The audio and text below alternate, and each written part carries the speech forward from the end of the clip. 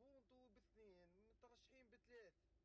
ما شاء الله، ربي يزيدهم ومبروك عليهم الربح، ويستاهلوا كل خير. يخلق بونو يا سلام، وفي بونو انتهى الكلام. صراحة والله هذا الحارس انتهى فيه كل الكلام. أفضل حارس عربي عبر التاريخ، ما فيها نقاش، ما فيها مجال.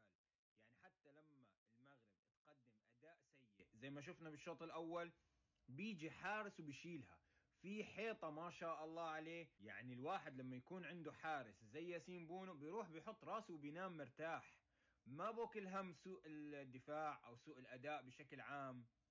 بس يعني الأداء الشوط الأول ما كان له داعي.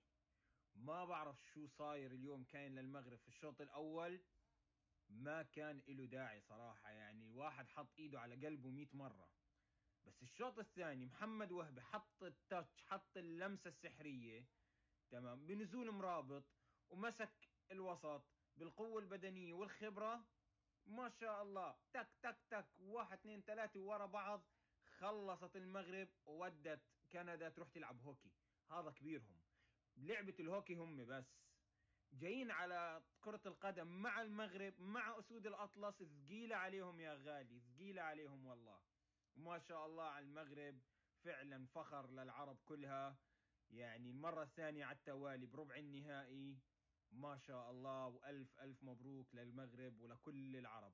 هذا جنون. المغرب حسمتها وأعلنت أنها أفضل منتخب عربي وأفريقي في تاريخ كأس العالم بعد مباراة كندا. في مباراة المغرب ضد كندا فات المغرب بنتيجة 3-0، وبهذه النتيجة كسر أرقام قياسية. إيش الأرقام؟ أولا، المغرب أصبح هو أول منتخب عربي في تاريخ كأس العالم يسجل 3-0 في الأدوار الإقصائية. الشيء الثاني، المغرب لما سجل 3-0 أصبحت هي أول منتخب عربي يسجل 10 أهداف في نسخة واحدة من كأس العالم. وكمان إبراهيم دياز صنع هدفين في المباراة ودخل التاريخ، وأصبح هو أكثر لاعب عربي وأفريقي يصنع أهداف في نسخة واحدة ب4 أسيستات.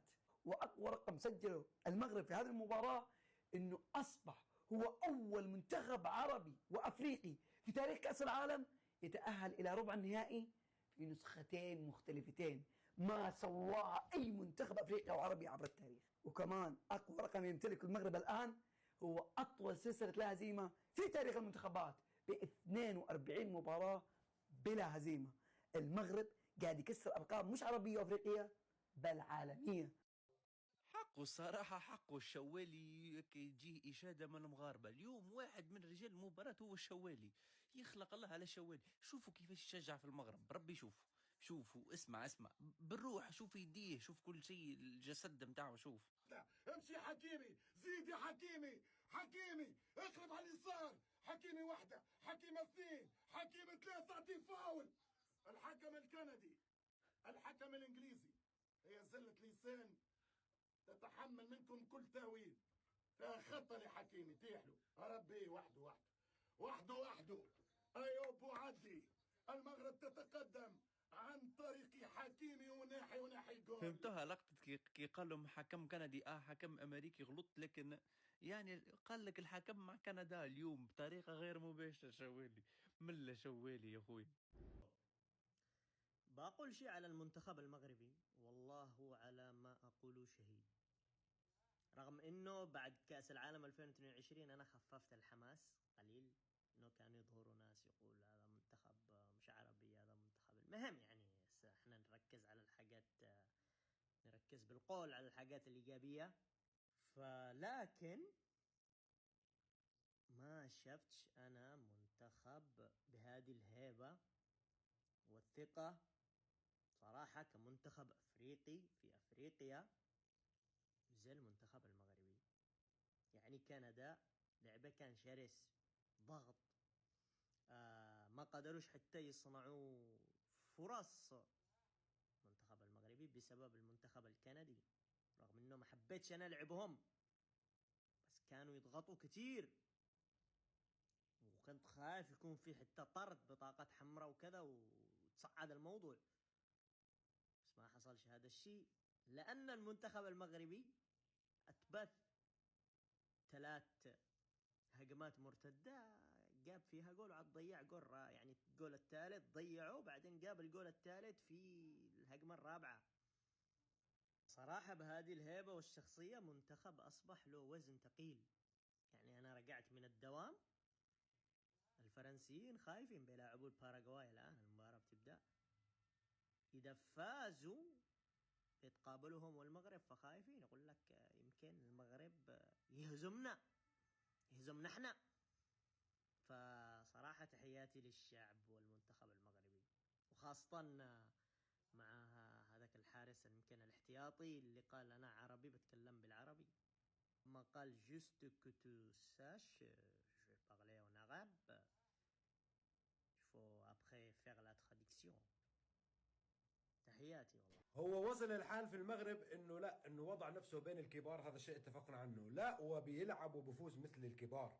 يعني حتى في اليوم اللي ما بيكون فيه المغرب في افضل حالاته وفي افضل ظروفه بيقدم مباراة عادية بالنسبة للمغرب، عادية يعني، ولا هي بشكل عام مباراة جيدة جدا، ومع ذلك بفوز وبيعرف يفوز. يا جماعة المغرب وصل لمستوى انه بيعرف يفوز حتى ولم يكن بافضل حالاته، حتى لو كان المنافس كان حاضر مثل كندا. 1000 مليون تريليون مبروك للمغرب يا جماعة. هذا المغرب الله يبسطهم زي ما أبسطونا، الله يفرحهم مثل ما أفرحونا. والله يا جماعة إنه المغرب بتكسب أجر قاعدة في الوطن العربي كله. المغرب ومصر طبعا، ما ننسى مصر وروعة مصر، حبايبنا المصاروي، بس إحنا الآن بنتكلم عن المغرب. فيا جماعة أنتوا قاعدين بتفرحوا قلوبنا وبتثلجوا صدورنا وبتخلونا إحنا نحب ونعشق كرة القدم، وبتعملوا علاقة، بتبنوا علاقة بيننا وبين كأس العالم، علاقة لن تزول، علاقة وذكريات لن تزول من ذاكرتنا أبدا. احنا في 2022 حتى الآن أنا لما أشوف علم المغربي، فقط لما أشوف علم المغربي بتذكر كل لحظة عشتها مع هذا المنتخب الجميل والرائع. كذلك اليوم المنتخب المصري والمنتخب المغربي بيعيشونا هاي الذكريات الجميلة والرائعة جدا. مبروك للشعب المغربي، هذا الشعب الشغوف الذي يستحق هذا المنتخب ويستحق هذه الفرحة. بعد قليل حلقة انتظرونا فيها، انتظرونا بهاي الحلقة يا جماعة. هو يوم جميل جدا جدا جدا. ما فهمتش البارح علاش متغشين كيفاش عصام الشوالي يحكي على المغرب هكا. كيفاش تحبوه يحكي مان؟ يا اخي كذب في حاجة. عصام الشوالي يمثل اي انسان تونسي. ريتو النبرة متاع الصوت البارح والمشاعر والاحاسيس اللي خرجت ما عنده كل صدق، احنا ما نخبيوش راه اللي في القلب على لساننا. حسد مش بيه والبغض مش بيه، وصلوا ما شاء الله ربي يزيدوا ان شاء الله يهزوا قدامهم. عصام الشوالي انا كتونسي نحبك على الاخر برو، ان شاء الله ربي معاك. وبالنسبه لي انا راك انت اقوى معلق في العالم، ويجيو بعدك العباد مع كل احترامات. الشوالي نمبر 1، قالها لكم 1000 مره. نشجع كان المنتخبات العربيه اكهو. أسود المغرب تكتب التاريخ، تكتب التاريخ. سفيان ومدوستريس، إيجا يا ريكي، إيجا يا مارتن، غنيلي. أنا نكتب لك وأنت غنيلي.